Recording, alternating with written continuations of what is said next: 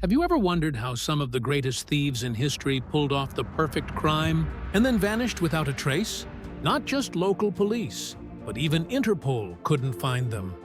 Billions worth of diamonds, gold, and priceless art stolen, executed with such precision that all investigators were left with were questions. These are the unsolved heists and robberies that not only reveal the brilliance of criminal minds, but also the darker side of human greed and mystery. On the night of November 24, 1971, a man in a dark suit and tie boarded a Boeing 727 in Portland, Oregon. He carried nothing more than a briefcase, a plane ticket, and an aura of quiet confidence. Within hours, he would leap from the sky into a storm of darkness and rain, carrying $200,000 in ransom money, never to be seen again. To this day, the world still asks, who was D.B. Cooper and how did he vanish so completely? It was Thanksgiving Eve, a time when airports were filled with travelers heading home to family. At Portland International Airport, a man using the EA name Dan Cooper purchased a one-way ticket on Northwest Orient Airlines Flight 305 fee, bound for Seattle. He paid in cash $20 for the short 30-minute flight. Witnesses later described him as calm, polite, and unremarkable in appearance. Mid-40s, neatly dressed in a dark business suit, white shirt, and black tie. He ordered a drink, bourbon, and soda, and quietly settled into seat 18C. Nothing about him suggested that he was about to carry out one of the most daring hijackings in aviation history. Shortly after takeoff, Cooper handed a folded note to one of the flight attendants, Florence Schaffner. At first, she tucked it into her pocket, assuming it was just another man's phone number. But Cooper leaned closer and quietly told her, "Miss, you'd better read that note. I have a bomb." Inside the briefcase, he revealed what appeared to be sticks of dynamite attached to wires and a battery. Whether it was real or not has never been proven, but the threat was enough. Cooper demanded $200,000 in cash, 4 parachutes, feet, and a fuel truck waiting in Seattle for refueling. As Flight 305 circled Seattle for hours, authorities scrambled to gather the ransom. The FBI, along with local police, followed his instructions to the letter. Banks rushed to assemble $200,000 in $20 bills, each carefully recorded by serial number. 4 parachutes were acquired from a nearby skydiving school. Despite the tension, Cooper remained calm and courteous. He allowed passengers to move freely, ordered meals for the crew, and never raised his voice. One attendant later recalled that he even paid for his drink tab. When the plane landed in Seattle, Cooper exchanged the 36 passengers for the money and parachutes. Every civilian was released unharmed. Only a handful of crew members remained on board. Cooper then issued his final instructions. The plane was to fly south toward Mexico City at low altitude, no higher than 10,000 feet, with landing gear deployed, flaps lowered, and cabin depressurized. He demanded that the plane remain slow and steady, creating the conditions for a mid-air jump. Around 8:12 p.m., the Boeing 727 took off once again, this time with only 5 people on board: Cooper, the captain, the co-pilot, the flight engineer, and a single flight attendant. Rain lashed against the fuselage, and fierce winds cut across the Pacific Northwest.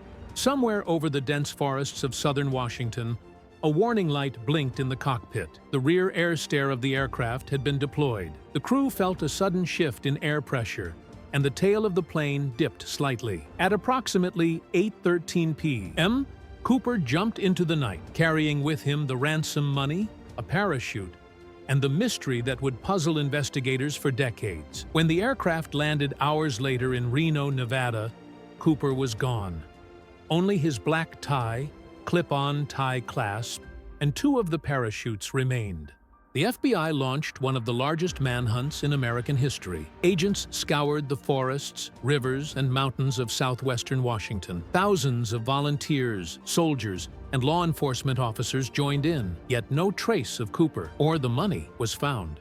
The hijacker's description was circulated widely: about 6 feet tall, 170 to 180 pounds, brown eyes, dark hair, and in his mid-40s. The name D.B. Cooper actually came from a journalist's error. The hijacker's ticket had been purchased under Dan Cooper, but a reporter confused it with a different man named D.B. Cooper, and the name stuck in headlines.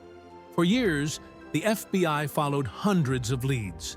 They interviewed suspects ranging from ex-military paratroopers to ex-convicts, and even ordinary men who fit the description. Some theories suggested that Cooper did not survive the jump, as the storm, freezing temperatures, and rough terrain would have been nearly impossible for an inexperienced skydiver. Still, the money remained missing until a strange discovery nearly a decade later. In February 1980, a young boy named Brian Ingram was digging along the Columbia River near Vancouver, Washington, when he uncovered 3 packets of decayed $20 bills buried in the sand. The serial numbers matched the Cooper ransom money. This find reignited public fascination. Did Cooper die in the wilderness, his loot scattered by floods, or had he deliberately buried part of the money as a decoy? No other bills from the ransom ever appeared in circulation, deepening the mystery.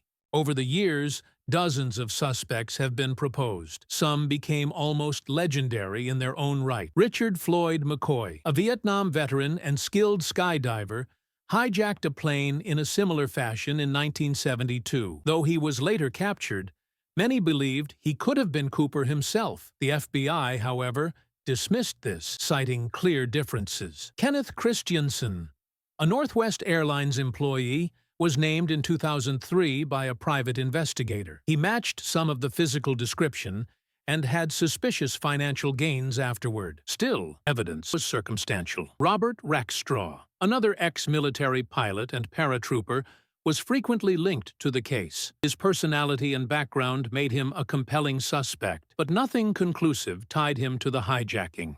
Each new suspect brought a wave of media attention, yet none ever solved the puzzle. In 2016, after 45 years of investigation, the FBI officially closed the case, stating that resources were better used on current crimes. But they encouraged the public to keep submitting evidence if new leads arose. By then, the Cooper case had become more than just an unsolved crime. It was a cultural legend. Books, films, documentaries, and songs have immortalized the man who slipped through the cracks of history. His mysterious smile, his neat suit, his daring leap into the unknown, all have become symbols of rebellion, ingenuity, and the allure of the unsolved. What makes the D.B. Cooper story so enduring? Perhaps it's the elegance of the crime itself. No bloodshed, no chaos, just a man with a plan carried out in silence and precision. Perhaps it's the audacity of leaping into the night with nothing but a parachute and faith in his survival. Or perhaps it's the simple fact that, even in our age of surveillance and technology, a man could vanish so completely that not even the FBI could catch him. D.B. Cooper remains the only person in American history to successfully hijack a commercial airliner and escape without capture. His fate, whether he perished in the wilderness or walked away a free man, is unknown. And so, the legend of D.B. Cooper lingers, suspended somewhere between myth and reality. The forests of Washington may still hold his secrets. The missing bills may yet lie hidden in the soil. Or perhaps Cooper lived out his life quietly, watching his name become legend. In the end, all that remains certain is this.